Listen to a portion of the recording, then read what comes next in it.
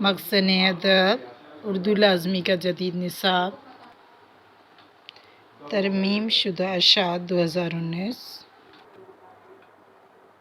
میر امن دہلوی سن 1733 سے 1809 میر امن دہلی میں پیدا ہوئے۔ ان کا خاندان ہمایوں کے دور سے شاہی ملازمت میں رہا۔ احمد شاہ ابدالی کے حملے کے وقت ان کا بھی گھر بار لٹ گیا۔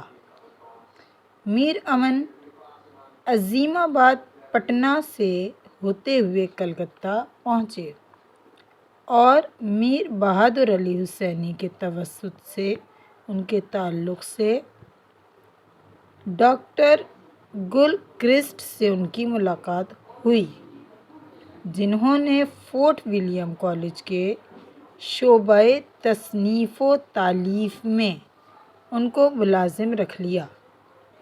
1801 سے 1802 کے درمیان گلکرسٹ کی فرمائش پر ہی میر امن نے باغ و بہار لکھی۔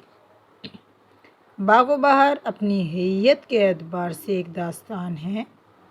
عام داستانوں کی طرح اس کے تانے بانے یعنی پلاٹ میں وحدت مفقود ہے۔ اس کا آغاز عام داستانوں کی طرح ہوتا ہے، لیکن اس کا شمار اردو کی بہترین مختصر داستانوں میں ہوتا ہے۔ اس کی کہانی قصہ چہار درویش سے ماخوذ ہے، جو فارسی کی مقبول ترین کتاب تھی۔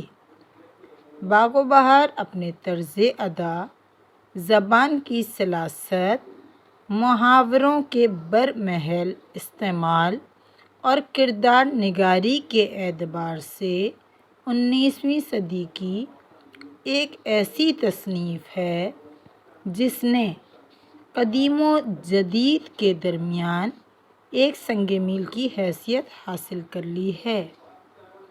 اردو کی پرانی کتابوں میں کوئی کتاب زبان کی فصاحت اور سلاست کے لحاظ سے اس کتاب کے ہمسر نہیں۔ اس لیے میر امن کو جدید اردو نثر کا بانی بھی کہا جاتا ہے۔ باغ و بہار میں مصنف کی ذات اور اس کے زمانے کا عکس صاف صاف دکھائی دیتا ہے۔ کتاب میں دہلی کی پوری تہذیب چلتی پھرتی نظر آتی ہے۔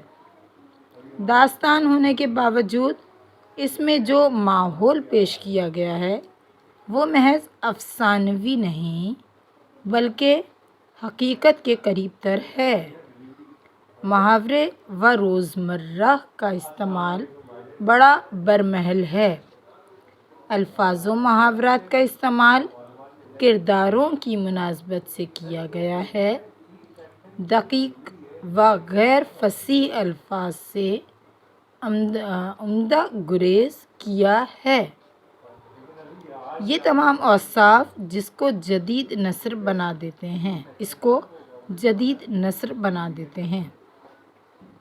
باغ و بہار میں دلی کی تہذیب بولتی ہے، اس کی تصاویر رقص کرتی ہیں، اس طرح یہ ایک تہذیب کی آواز بن جاتی ہے۔